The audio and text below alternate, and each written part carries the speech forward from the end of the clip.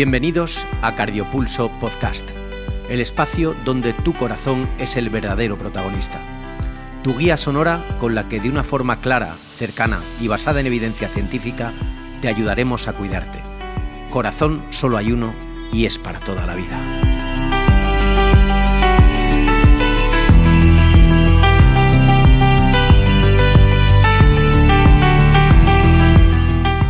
Hoy responderemos a una pregunta muy común. Tengo la tensión alta. ¿Y ahora qué pasa?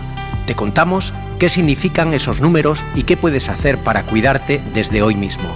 El contenido de este episodio ha sido revisado por el doctor Sergio Manzano Fernández, cardiólogo clínico del Hospital Clínico Universitario Virgen de la Risaca, al que agradecemos su colaboración. ¡Comencemos!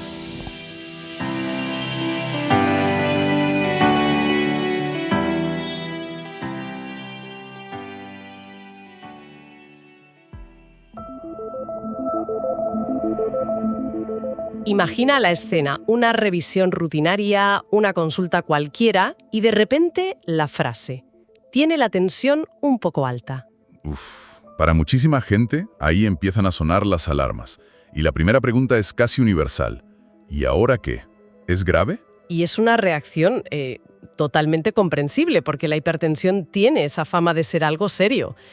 Pero el problema de verdad, el núcleo del asunto, es que es una condición que no avisa. El enemigo silencioso. El perfecto enemigo silencioso. Hoy vamos a analizar a fondo la información que tenemos para desenmascarar a ese enemigo, entender sus reglas y sobre todo aprender a ganarle la partida sin que el pánico nos nuble el juicio. Me gusta mucho ese enfoque. La misión entonces es transformar esa preocupación inicial en conocimiento práctico. Vamos a sumergirnos en los datos para entender qué son esas cifras de la tensión y qué podemos hacer, paso a paso. Precisamente, se trata de pasar del susto a la acción informada. Pues empecemos por lo más básico. Esos dos números que nos dan, la máxima y la mínima, son términos que hemos oído toda la vida. Pero, ¿qué representan exactamente en nuestro cuerpo? Es el punto de partida fundamental, claro. A ver, la mejor forma de visualizarlo es pensar en nuestras arterias como un sistema de tuberías por las que el corazón bombea la sangre. Vale. La tensión arterial no es más que la presión, la fuerza que ejerce esa sangre contra las paredes de las tuberías. Claro, la presión dentro del circuito. Y supongo que el peligro, a largo plazo, es que esa presión constante va desgastando las paredes, ¿no? Volviéndolas más rígidas, más frágiles, como una manguera que dejas al solto del año. Has dado en el clavo. Esa analogía es perfecta. Y de ahí vienen los dos famosos números. El más alto, la tensión sistólica o máxima. Es la presión justo en el momento en que el corazón se contrae para impulsar la sangre. El pico de fuerza. Exacto. Y el número más bajo, la diastólica o mínima, es la presión que queda en las arterias cuando el corazón se relaja entre un latido y el siguiente. Es, por así decirlo, la presión de base del sistema. ¿Entendido? Pico de presión y presión de base. Entonces, la pregunta del millón: ¿cuáles son las cifras que deberían hacernos levantar una ceja? ¿Cuándo pasamos de normal a preocupante? Pues mira, para la población general consideramos que unas cifras óptimas están por debajo de 120 de máxima y 70 de mínima. 120-70. Por debajo, sí. Luego hay una zona intermedia, que podríamos llamar de vigilancia, entre 120 y 139 de máxima o entre 70 y 89 de mínima. ¿Vale? Y ya hablamos de hipertensión arterial cuando, de forma sostenida y repetida en la consulta, las cifras son iguales o superiores a 140-90. Has dicho algo que me parece importantísimo. De forma sostenida y repetida. Sí. Porque una sola medición alta no es un diagnóstico. Me imagino que el estrés de la propia consulta, lo que llaman el efecto de la bata blanca, puede disparar las cifras puntualmente. Totalmente. El cuerpo reacciona al estrés liberando adrenalina, y eso contrae los vasos sanguíneos y sube la presión. Claro. Por eso un diagnóstico serio nunca se basa en una única medida. Una cifra alta es una señal de advertencia, una luz amarilla que nos dice: oye, vamos a vigilar esto de cerca, pero no es una sentencia. De acuerdo. Si esa luz amarilla parpadea varias veces y las cifras altas se repiten, ¿cuál es el siguiente paso? ¿A dónde hay que ir? El camino es muy claro y afortunadamente muy accesible: al centro de salud. El médico o la médica de familia y el personal de enfermería son el verdadero centro de mando en el manejo de la hipertensión. El primer puerto. El primero y el más importante. Lo primero que harán es confirmar que esas cifras altas son la norma y no la excepción. ¿Y cómo se confirma? Pues además de repetir las mediciones en la consulta en días diferentes, a veces se usan otras herramientas. Se le puede pedir a la persona que se mida la tensión en casa durante unos días, en su ambiente habitual. Ah, vale. O se puede usar un dispositivo que se llama mapa o holter de tensión. Es un pequeño tensiómetro portátil que mide la presión automáticamente cada 20 o 30 minutos durante 24 horas. Una vez confirmado el diagnóstico, supongo que el objetivo es ver si ese enemigo silencioso ha dejado ya alguna marca en el cuerpo. Exacto. Se realiza un estudio básico para evaluar el terreno. Esto suele incluir un análisis de sangre y orina para revisar la función de los riñones, los niveles de colesterol, de azúcar y un electrocardiograma para ver cómo está el corazón. En los documentos que hemos revisado, se habla de calcular el riesgo cardiovascular global. Espera un momento, ¿me estás diciendo que con esos datos se puede predecir la probabilidad de tener un infarto en los próximos 10 años? Bueno, suena un poco a bola de cristal. ¿Qué fiabilidad tiene eso? Es una pregunta excelente, porque es importante entender lo que es y lo que no es. No es una bola de cristal. No te dice, vas a tener un infarto el 3 de mayo. Menos mal, es una herramienta estadística, una estimación de probabilidades.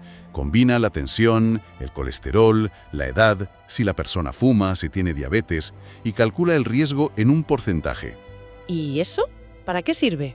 Es increíblemente útil porque nos ayuda a decidir la intensidad del tratamiento. No es lo mismo una persona con la tensión a 150/95 pero con todo lo demás perfecto, que otra con la misma cifra pero que además fuma y tiene el colesterol alto. Claro, el enfoque será diferente. Totalmente. Y lo más importante es que la inmensa mayoría de estos casos se gestionan de principio a fin y de forma excelente en atención primaria. Entendido. Es una herramienta para personalizar la estrategia.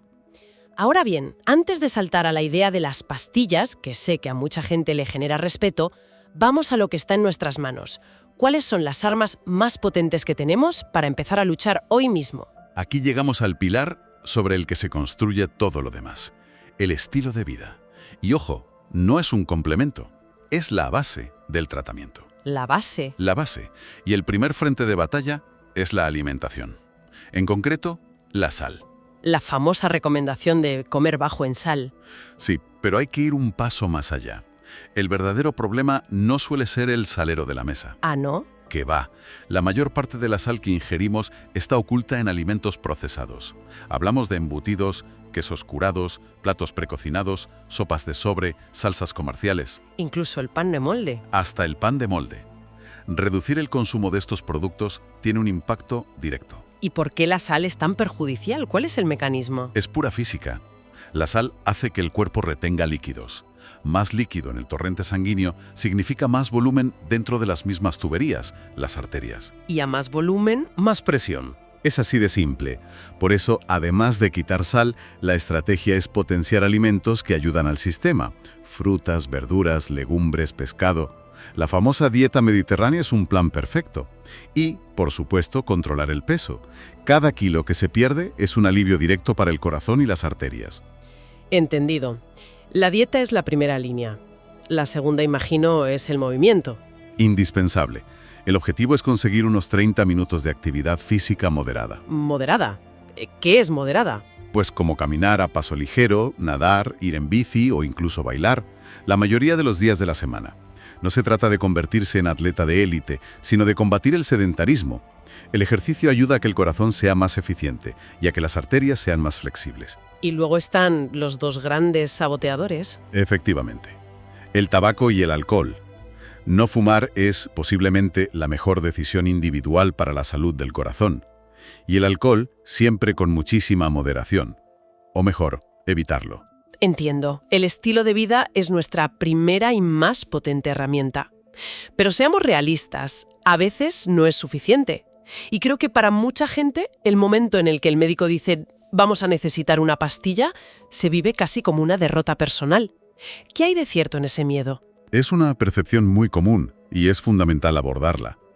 Los fármacos no son un fracaso, Son una herramienta de precisión potentísima y segura cuando es necesaria. Y hay que entender cómo funcionan. No existe la pastilla para la tensión. Existen varias familias de fármacos. Vale. Y cada una ataca al problema desde un ángulo distinto. ¿A qué te refieres con distintos ángulos? Pues por ejemplo, unos como los diuréticos actúan como fontaneros del sistema, ayudando a los riñones a eliminar el exceso de sal y líquido y así bajan el volumen del que hablábamos. Entiendo.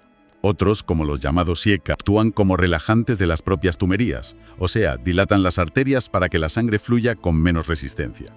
Por eso es tan común necesitar una combinación de 2 o incluso 3 fármacos. Ah, vale. No es porque la situación sea gravísima. Para nada. Es como montar un equipo de especialistas. Cada uno se encarga de una parte del problema y juntos son mucho más eficaces. Esa idea del equipo de especialistas lo cambia todo, pero nos lleva de vuelta al concepto del enemigo silencioso. Si la persona empieza el tratamiento y se encuentra perfectamente, la tentación de dejarlo debe de ser enorme. Es el mayor riesgo que corremos en el tratamiento. La gente piensa, me encuentro bien, la tensión ya está controlada, ¿para qué seguir tomando esto? Y es un error fatal. ¿Fatal por qué? Tratar la hipertensión es como el mantenimiento de un coche. No esperas a que el motor explote en la autopista para cambiar el aceite. Claro. Lo haces de forma regular, aunque el coche se sienta bien, para evitar precisamente esa catástrofe. Con la medicación es exactamente igual. El tratamiento solo funciona si es constante. Abandonarlo por cuenta propia es como invitar al enemigo a volver a casa sin hacer ruido. Vaya, esa analogía del mantenimiento es muy potente. Entonces, para ayudar en ese seguimiento, ¿qué puede hacer una persona activamente desde casa? Una de las mejores herramientas es la automedida de la tensión. Tener en casa un tensiómetro homologado, y que sea de brazo, ojo, no de muñeca, es de gran ayuda. De brazo, apuntado. Pero es fundamental hacerlo correctamente. ¿Cuál sería el protocolo para que esas mediciones sean fiables? Muy sencillo. Hay que estar sentada en un ambiente tranquilo y reposar 5 minutos antes de la toma. 5 minutos. Sin haber fumado ni tomado café en la media hora previa. El brazo apoyado a la altura del corazón, sin ropa que apriete. Y lo más importante, apuntar las cifras con la fecha y la hora, en un cuaderno o en una app. Y el objetivo no es obsesionarse con un número. Para nada. El objetivo es ver la tendencia. Y ese registro, claro, se lleva a la consulta. Esa información es oro puro para el médico y la enfermera. Les da una película completa de cómo se comporta la tensión en el día a día. Lejos del efecto de bata blanca. Exacto. Permite ajustar el tratamiento de una forma mucho más precisa. Ahora, una de esas conexiones que no todo el mundo conoce. El material que hemos analizado es muy claro al respecto. Hay medicamentos de uso común que tenemos todos en casa que pueden boicotear todo este esfuerzo. Sí, y es un punto de una importancia práctica enorme. Hablamos principalmente de los antiinflamatorios no esteroideos. El ibuprofeno. Nombres tan comunes como el ibuprofeno o el naproxeno, que muchísima gente toma por su cuenta para un dolor de cabeza, una molestia muscular o la regla. ¿Y cuál es el mecanismo exacto? ¿Por qué suben la tensión? Pues fíjate, el mecanismo es fascinante. Estos fármacos, para quitar el dolor, bloquean unas sustancias llamadas prostaglandinas. ¿Vale? El problema es que algunas de esas prostaglandinas son esenciales para mantener los vasos sanguíneos de los riñones bien dilatados. Al bloquearlas, esos vasos se contraen, el riñón retiene más sal y agua y, ¿Sube la presión? como consecuencia indirecta, la presión en todo el circuito sube. No es un efecto secundario raro, es una consecuencia de cómo funcionan. Por eso, una persona con hipertensión debe evitar automedicarse con ellos y consultar siempre qué analgésico es más seguro en su caso. Es una información crucial, la verdad, porque son medicamentos omnipresentes. Hablemos de otra preocupación común: los efectos secundarios de la medicación. A veces se oye hablar de tos seca, de mareos, de tobillos hinchados. ¿Qué se debe hacer si aparece algo así? A ver, el mensaje tiene que ser de absoluta tranquilidad y claridad. Lo primero, no suspender la medicación por cuenta propia. Jamás. Lo primero. Lo segundo, comunicarlo. Anotar qué está pasando y decírselo al equipo de atención primaria. Y ellos ya buscan la solución. Exactamente. Hoy en día el abanico de opciones es inmenso. A veces basta con ajustar un poco la dosis. Otras, se puede cambiar ese fármaco por otro de una familia diferente que no produzca ese efecto. O sea que hay alternativas. Muchísimas. Si un fármaco produce tos, hay alternativas excelentes que no la producen. Si otro hincha los tobillos, se puede cambiar. Se trata de un proceso de ajuste, de encontrar el traje a medida para cada persona. Lo fundamental es la comunicación, no tomar decisiones unilaterales. Creo que hemos cubierto el tablero de juego por completo. Si tuviéramos que destilar las ideas más importantes de este análisis, ¿cuáles serían? Pues podríamos resumirlo en 6 puntos esenciales. Primero, las cifras importan, pero el diagnóstico se basa en mediciones repetidas, no en un susto aislado. Hablamos de hipertensión por encima de 140/90 de forma sostenida. Vale. Segundo, el primer paso es siempre el centro de salud. El médico de familia y la enfermería son los grandes expertos. Tercero, el estilo de vida no es negociable. La dieta, el ejercicio y no fumar son la base de todo. Eso es. Cuarto, si se necesita medicación, no es un fracaso. Es una herramienta de precisión que funciona si es constante, incluso sin tener síntomas. Quinto, medirse la tensión en casa y llevar un registro. Es una forma inteligente de participar en el propio cuidado. Y sexto, mucho ojo con los antiinflamatorios como el ibuprofeno y con la sal oculta en los procesados. Son saboteadores silenciosos. Es un resumen muy completo. Al final, el mensaje que me queda es que, aunque la tensión alta es un adversario serio por ser silencioso, tenemos todas las herramientas para mantenerla a raya. Absolutamente. Es una condición muy frecuente, pero también muy controlable si se le presta la atención adecuada. Totalmente. Y ya para terminar, me gustaría lanzar una última reflexión. Todo lo que hemos analizado se centra en cómo manejar la hipertensión una vez aparece. Sí. Pero esto nos lleva a una pregunta más profunda. Si sabemos que es una condición tan extendida y ligada a nuestros hábitos, ¿está nuestro entorno, nuestra sociedad, diseñado para prevenirla? ¿O dejamos que todo el peso recaiga en la responsabilidad individual de elegir la ensalada en lugar de la pizza precocinada? Es una muy buena pregunta. Es decir, ¿cómo sería una comunidad, una ciudad, que estuviera diseñada de verdad para ser cardiosaludable? Ahí lo dejo. Y hasta aquí el episodio de hoy en Cardiopulso Podcast. Muchas gracias por estar ahí y dejarnos latir a tu lado. Cuídate mucho y hasta la próxima.